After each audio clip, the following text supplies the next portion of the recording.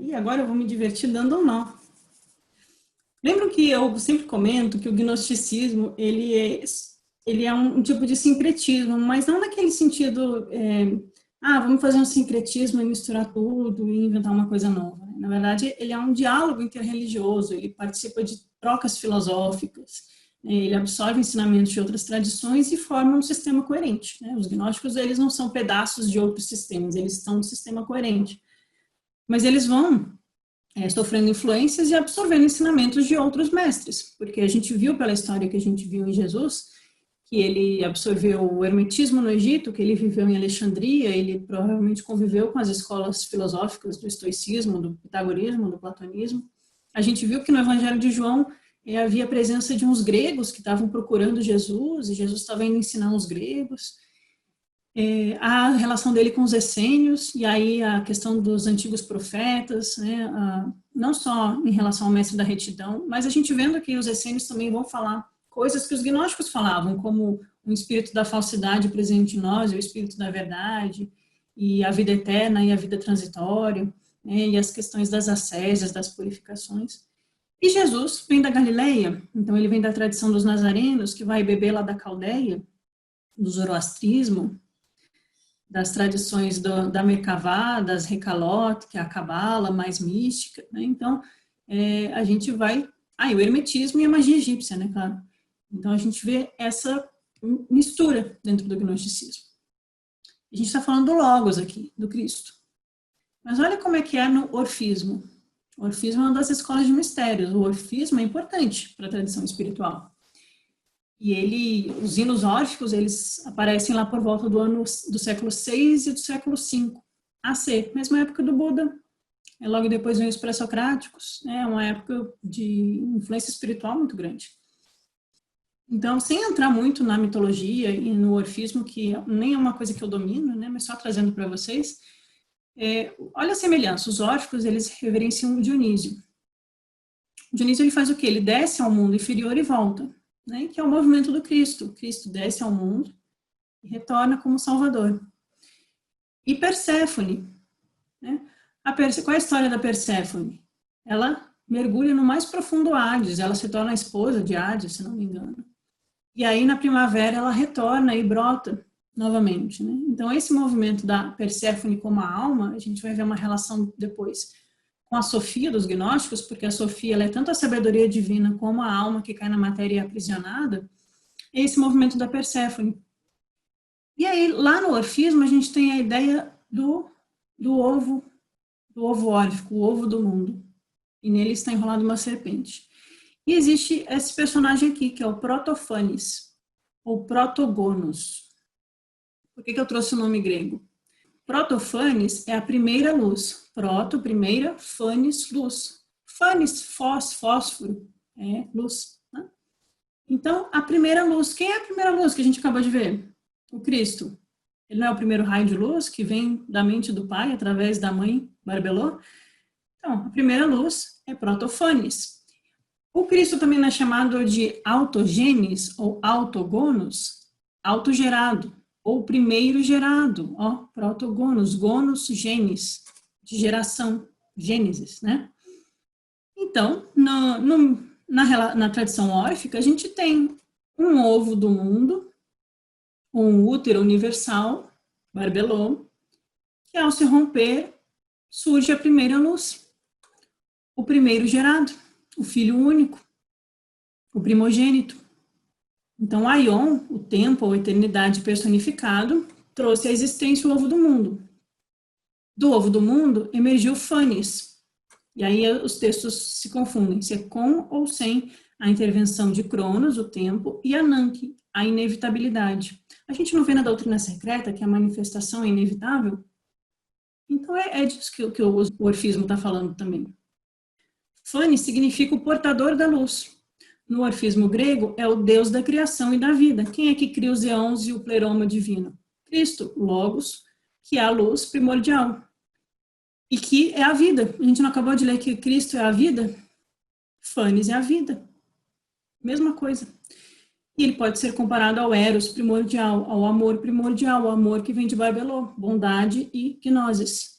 Esse amor que vem da mãe e pai, é o Eros primordial também, que o Fanes vai manifestar, ou que o Cristo vai manifestar. E também é semelhante à Mitra. Quem mais é portador da luz? Quem conhece o texto da Blavatsky, que ela inaugura a revista Lúcifer? O Lúcifer divino, que é diferente do Lúcifer deturpado e caído, é o portador da luz. Blavatsky diz, Lúcifer, que nome lindo, a luz que vem ao mundo. Então, quem é a luz que vem ao mundo, gente? O Cristo. O Cristo, o Logos, é o protofanes do orfismo, que pode ser comparado à Mitra ou ao amor primordial, o Eros. E o protofanes, ele tem uma esposa, a Nix, e a Nix cria a noite. O Cristo, ele vira a contraparte de Sofia, a sabedoria divina. Eles sempre formam duplas. Então, o Cristo é o esposo de Sofia. O protofanes, às vezes a Nix ela é esposa, às vezes ela é filha. O protofanes, ele é esposo da noite. Quem que cria o plano sensível? Quem que joga o mundo divino no mundo da escuridão do abismo? Né? Abismo, noite, escuridão. A Sofia. E quem que precisa mergulhar na matéria e depois retornar ao seu amado divino? A psique, Eros e psique. Então, aqui a gente tem Eros e psique, Cristo e Sofia, Protofanes e Nix. Eles estão representando as mesmas forças da manifestação cósmica com linguagens diferentes. E isso vai passar pelos gnósticos. Voltando aos gnósticos, a gente vai continuar com o apócrifo de João. E da prognosis é conhecimento antecessor, né, o primeiro conhecimento divino, secreto, da gnosis da mente perfeita, através da vontade expressa do Espírito invisível e da vontade do autogerado. Então, da gnose de Barbelô, através da vontade do Um e da vontade do Cristo, surgiu o verdadeiro homem perfeito, a primeira manifestação, porque antes não tinha surgido nada. Surge a primeira manifestação. O Espírito Virgem o chamou Pigera, quer dizer primordial, Adamas. Pigera Adamas.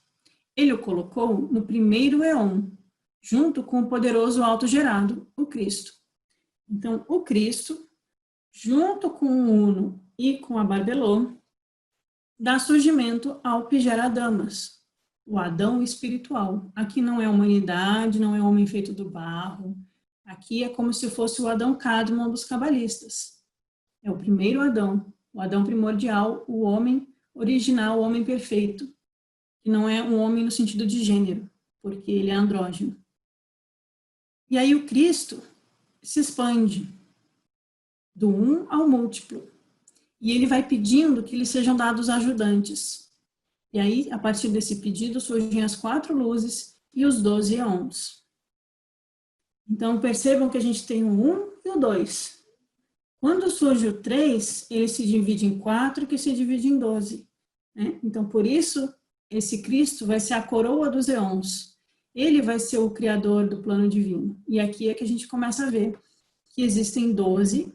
Eu pus aqui como 4 luzes, cada uma tem 2 auxiliares, mas a luz é somada também. Então, somando as bolinhas amarelas, são 12. Esses 12 éons quer dizer eternidades, são planos divinos. E cada um vai ter anjos, ou seres divinos trabalhando neles, e virtudes. Cada um desses 12 vai representar uma virtude. Aqui a gente tem, no sistema gnóstico, os reinos divinos, as cidades espirituais, o plano dos bodhisattvas, aqui estão os mahatmas, os arcanjos, os devas mais superiores. Aqui é tudo que antecede a separação da matéria, a separação que faz a alma cair na ignorância e na matéria cega. Então imaginem que desse Cristo surgem 12 subníveis, 12 éons, e todos eles respondem a Cristo como seu rei. E o último deles, o 12º, vai ser Sofia também. Confuso, né? Porque eu acabei de dizer que Cristo é a consorte de Sofia. Então, a Sofia, quando ela está plena, a Sofia, enquanto sabedoria divina, ela está lá com Cristo, lá no topo, lá perto do último nível antes da gente atingir a Barbelô, o Uno e o Um. Mas a Sofia, enquanto ajudante, ela vai ser o último Eon, porque é ela que vai ser como a alma que se individualiza e que olha para baixo. Essa vai ser a primeira vez que, ao invés de simplesmente contemplar o Um, alguma energia vai contemplar o abismo, Nix, a escuridão, a noite. Então ela vai olhar para baixo e ela vai criar o demiurgo da matéria. Mas eu não vou entrar nela ainda. É só para vocês conseguirem aos poucos ir situando que esse terceiro grau dos gnósticos, esse terceiro nível, que é o nível dos eons, é o local onde estão os seres perfeitos. Os mestres perfeitos, os Mahatmas, os Budas, talvez os Budas estejam até para cima, mas os Bodhisattvas, os seres que já atingiram esse reino do Cristo. Em algum desses 12 degraus, eles já têm o Cristo manifesto neles. Então, uma imagem mais didática para mostrar que a criança divina, eu peguei essa da internet, que é o Cristo, ele vai pedir 4 luzes. Essas luzes vão receber esses nomes bem cabalistas. Daveitai, ou Daveite, Oroyael, Armozel e Elelef. Elelef vai ser um dos anjos que vai ajudar a Eva a despertar da ignorância, depois no mito. E aqui, mais complicado ainda, é um esquema do Lawrence Caruana, que é um autor de um livro gnóstico. Ele coloca as luzes na ponta, ó, Armozel, Daveitai, Oriel e Elelef. No centro, essa cabeça eu acho que é para ser o homem primordial ou o Cristo. E aqui eu trouxe para vocês porque a gente tem as qualidades dos 12 eons. Então, a gente tem o eon da verdade, do entendimento, das ideias. São traduções do grego, tá? Então, teria que ver no grego, seria melhor, mas enquanto a gente fica no inglês. O eon da sabedoria, que é a Sofia, ó, é o que olha para baixo. A percepção, o amor. Aí a gente tem o eon da perfeição, da forma, do pensamento que se dirige para frente, é como se fosse uma intuição, da paz, a memória e a graça. Lá em Barbelô a gente tem a glória. Aqui com o Cristo, nos eons do terceiro nível, a gente tem a graça. E aí vai surgindo o sistema gnóstico um pouquinho mais claro ou um pouquinho mais confuso, não sei como vocês estão recebendo. Então, o que a gente encontra nos textos? Aqui é um outro esquema que eu fiz, que eu não vou ficar relendo, mas só para a gente bater o olho, os qualificativos, e aí a Sofia, aqui nesse aqui eu já coloquei, entrando numa divisão entre o sensível e o inteligível, aquela imagem de Platão, né? O mundo das ideias e o mundo das formas refletidas. O mundo das sombras e o mundo daquilo que é real. Sofia, ela está aqui entrando no limite. E nesse esquema aqui eu botei uns tracinhos para representar os 12 eons. Porque existe nos textos a ideia de um escalonamento, né, que você entra neles e aí você vai passando por eles. Eu procurei, eu não achei de onde é essa imagem aqui, mas eu gostei muito dela.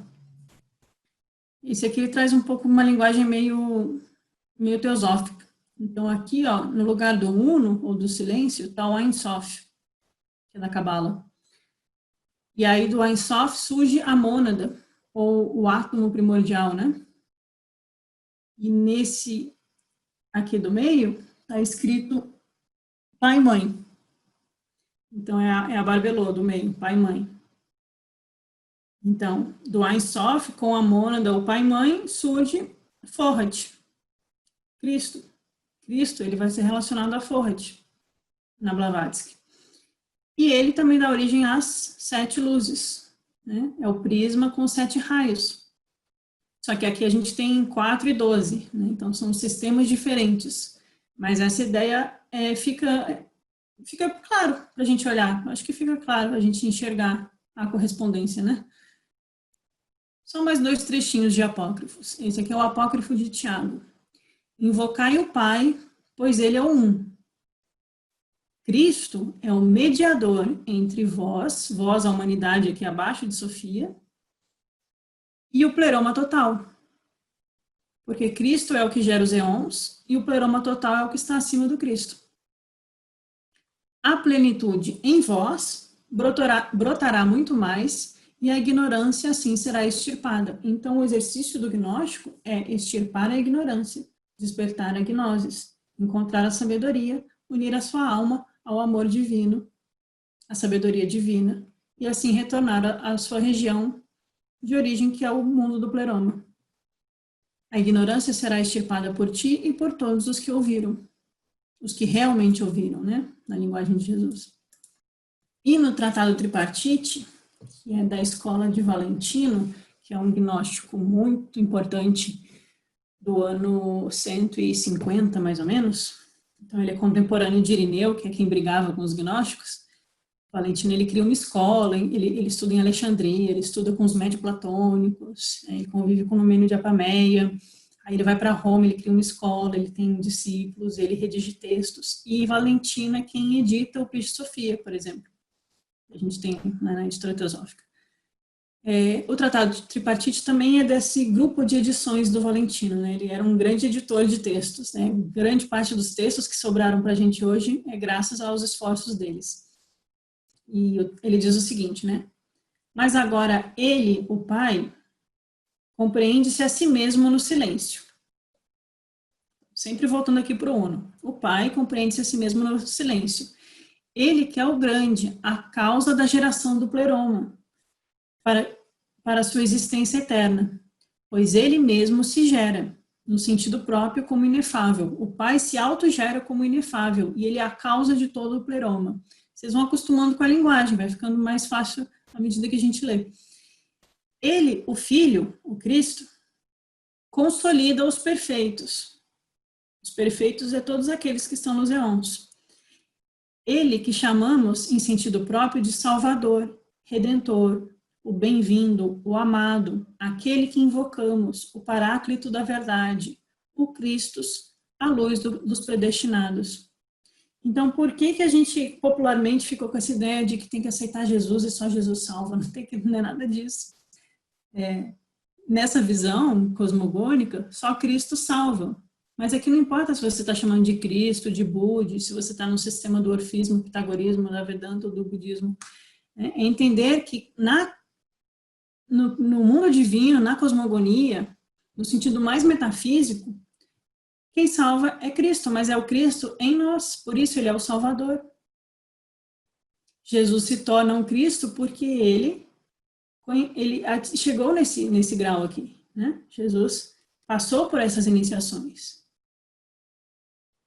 Mas aí a gente desconstrói essa visão popular, né, de que, tem que aceitar Jesus, porque só Jesus salva. Não, só Cristo salva, e tudo bem, não tem nada de errado a gente dizer isso se você entender o princípio filosófico, espiritual por trás desse ensinamento, né.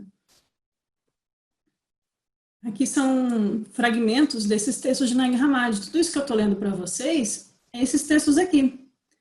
Então, às vezes, tem uns que tem uns buracos nas linhas, é muito difícil de entender, a gente tem que ir montando o quebra-cabeça, e tem uns com umas páginas mais inteiras, que aí existe até uma coerência mais fácil textual. O Evangelho da Verdade vai ser um outro texto da Escola de Valentino. E ele diz assim, o Evangelho da Verdade é a alegria... o Valentino, ele é dos gnósticos, ele é o mais cristão, né? Os setianos, que são mais judaicos, que vêm lá dos Essênios, João Batista, e da Cabala, eles são mais judaicos, eles não falam muito de termos cristãos. O Valentino, ele adapta totalmente ao cristianismo. O Evangelho da Verdade é a alegria para aqueles que receberam do Pai da Verdade a graça de conhecê-lo pelo poder do Logos, que veio do pleroma e que está no pensamento e na mente do Pai. Vou até fazer uma pausa, que o parágrafo é grande. Então, aqueles que receberam do Pai a verdade, do Pai da Verdade, a graça de conhecê-lo. Como que conhece o um? Como que conhece o Pai? A gente só pode conhecer o Pai através do Logos, através do Cristo que salva. E o Logos veio do pleroma, que está no pensamento e na mente do Pai, né? A mente, o pensamento que forma Barbelô, que gera o Logos. Então, está tudo coerente aqui. É aquele que é chamado o Salvador. uma vez que é o nome da obra que vai realizar para a redenção daqueles que não conheceram o Pai. Então, o Cristo que vem ao mundo e todos aqueles mestres e hierofantes que despertam esse grau divino em si mesmos e se tornam transmissores dessa verdade, eles são os salvadores, eles vêm ensinar o mistério oculto, Jesus, o Cristo. Aqui é um buraco no texto.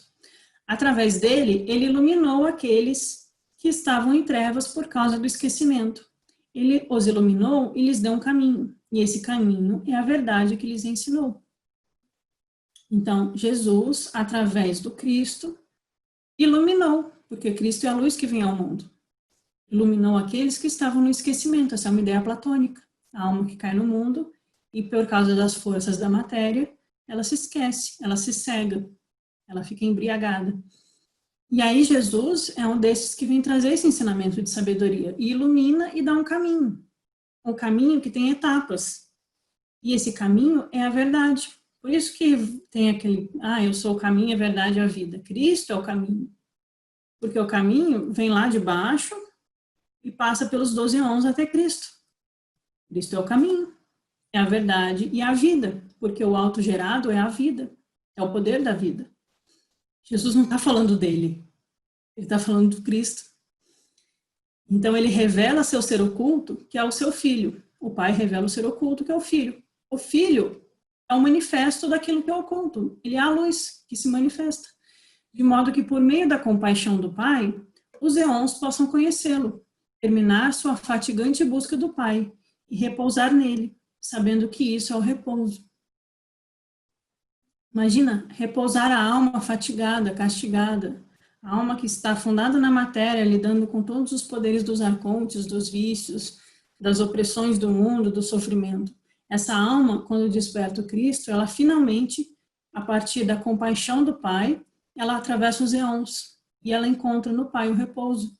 Ela encontra no Um a vida eterna. Isso é o refúgio dos budistas, o refúgio no Buda, o verdadeiro refúgio. Eu vou terminar agora com 2 slides, e aí a gente tem uns 15 minutinhos. Isso aqui também são imagens do Protofanes. Então percebam que ele é um ser andrógeno, né? No orfismo ele é dito que é um ser andrógeno, então ele é feminino e masculino. Né? Ele tem asas de anjo, então ele tem movimento, ele tem uma coroa, e nessa coroa tem uma serpente que passa por seu corpo. E ele também vence os dragões da ignorância. E ele está envolto nos signos zodiacais aqui nessa imagem. Isso aqui é uma gravura antiga, encontrada em casas em Roma, por exemplo, no mundo romano, quer dizer. Não é nada moderno. E aqui a gente tem 12, né? E a gente acabou de falar que Cristo criou os 12 ons. Então, a gente vai fazendo uns paralelos que parecem bastante claros para mim. Assim. E a gente também tem, em outra tradição, que vem mais do Egito, Ísis e que é Serapis. E no Egito a gente tem vários deuses com serpentes na cabeça, no chapéuzinho lá. A tradição egípcia é com a Josi, não é comigo. E ele também tem um corpo de cobra, né? Aqui a gente tem uma cobra enrolada no Protofanes órfico, e aqui é um corpo de cobra. Esse aqui é chamado de o Agato Daimon. Agato quer dizer bom. Daimon é a luz. É a centelha de luz do bem, presente em nós. E ela é representada na tradição grega egípcia como o Agato Daimon. Isso tem em papiros mágicos, tem um pouco esses ensinamentos. O Agato Daimon é o Logos em nós. E ele, novamente, ele aqui está com a forma de um homem. E tem uma serpente, novamente. Aqui é uma outra representação do Agato Daimon, dessa vez num templo no Egito. Ele tem um corpo de serpente, ele tem um caduceu, ele tem uma coroa e um sol espiritual em sua cabeça. Isso tudo a gente pode fazer uma correlação com Cristo. E esse aqui é Serapis. Os mistérios de Eleusios, ou os Mahatmas, que usam o codinome Serapis, deve ter um motivo. Serapis, o Agathodaimon, o Protofanes, tudo isso vão ser representações desse raio de luz, dessa centelha de luz, desse rei coroado que dá origem a todo o plano divino. Ele é o primeiro Deus, depois do Uno, né? Porque a gente não usa essa palavra Deus. E o livro do Alberto Brum, O Mistério da Ética, vai falar do Logos. O Logos dentro de nós, como aquele que conduz a reta ação no mundo, como aquele poder, aquela centelha de luz que ilumina nossa alma e faz a gente agir de forma perfeita, ética e bondosa no mundo. Então, quem quiser comprar, tem na Loja de Esperança com o Luiz, e tem pelo site, pelo e-mail. Fica a propagandinha, mas é porque é disso que a gente está falando. O homem é a morada do fogo Logos. A gente não falou que Cristo é o raio de luz em relação com Forrat e com Logos? É esse Cristo, o daimon de luz presente em nós, que ilumina a nossa alma e faz a gente encontrar o pleroma, o mundo divino e retornar ao Pai.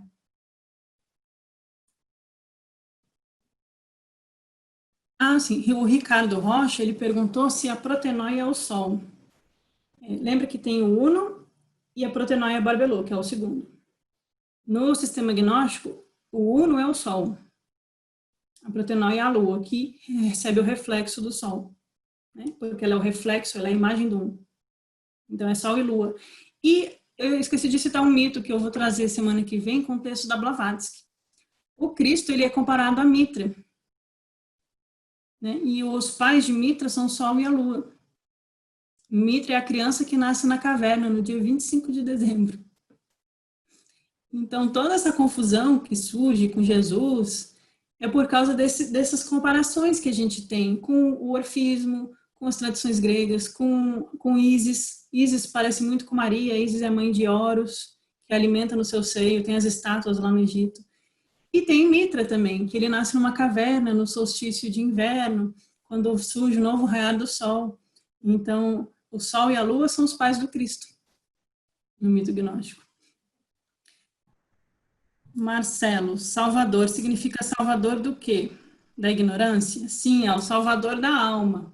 É a psique, a alma, ela cai no mundo e ela fica escondida dentro de nós. E ela fica à mercê das forças da matéria, a força do demiurgo, do Yahvé, que é o Deus arrogante, ignorante. Então, todas essas forças da ignorância, da separatividade, dos vícios humanos, das paixões que obscurecem a nossa mente e nos afastam da virtude, vão manter a alma presa, como a alma presa na caverna de Platão, que ela está acorrentada, olhando para o reflexo no fundo da caverna, achando que aquilo é realidade. Então, o Salvador é aquele que viu o sol lá fora e retorna para contar que tem mais coisa lá fora, que a alma precisa se libertar dessas correntes. Então, é a libertação de si mesmo, não é uma pessoa que vem de fora e nos liberta. Existe a imagem do mestre, que nos traz a boa nova, que nos traz o ensinamento, mas ele incentiva, ele instiga a alma a encontrar essa luz dentro de si mesmo. E é a partir desse auto-despertar que a gente consegue se libertar da caverna. Os gnósticos vão usar a imagem da caverna de Platão para falar da prisão da alma também. Salvador significa o redentor, o libertador. Ah, o Jaime que comentou. Aquele que conduz de volta à casa do Pai, que nos liberta da ignorância e que nos prende à materialidade e à morte. E para os gnósticos, estar morto é igual no budismo, na verdade está preso ao ciclo de reencarnações compulsórias. Os gnósticos, eles assumem que o renascimento, a metempsicose é uma realidade, e assim como Jesus, ele se torna vivo, porque não importa se ele está no corpo físico ou não, ele é vivo, ele é desperto, nós estamos mortos porque nós estamos presos pelo demiurgo ainda, nós ainda estamos acorrentados na caverna. Então, estar morto pode ser nessa vida ou numa próxima, não quer dizer estar morto no corpo, né? É um estado da mente, é um estado da consciência. Aprofundar em Pisosofia é um desafio gigantesco. Já é muito profundo. Eu gosto muito do Pisosofia, mas é um dos textos mais complexos e densos dos textos gnósticos. Eu não sei porque... o Márcio está mostrando ali, ó. Eu acho interessante que muitas pessoas têm me perguntado, até lá no YouTube, sobre o Pisosofia, assim. Mas eu vejo que são pessoas que estão muito cruas, né? Não sei se é quem está me perguntando, tá? Não estou julgando ninguém. Nem sei quem Mas eu vejo um pouco isso pelos comentários, que às vezes a gente precisa ler outros textos antes. A gente precisa ler o Evangelho de Filipe, o Evangelho de Tiago, o Evangelho de Tomé, para depois chegar no Pis Sofia. Porque o Pis Sofia já é mistérios maiores, a gente nem entendeu os menores, a gente ainda nem chegou na parte da purificação, já quer falar de primeiro mistério, 24º mistério. Tem que cuidar com essa sede ao pote para a gente não dar um nó errado e cair para o outro lado da coisa.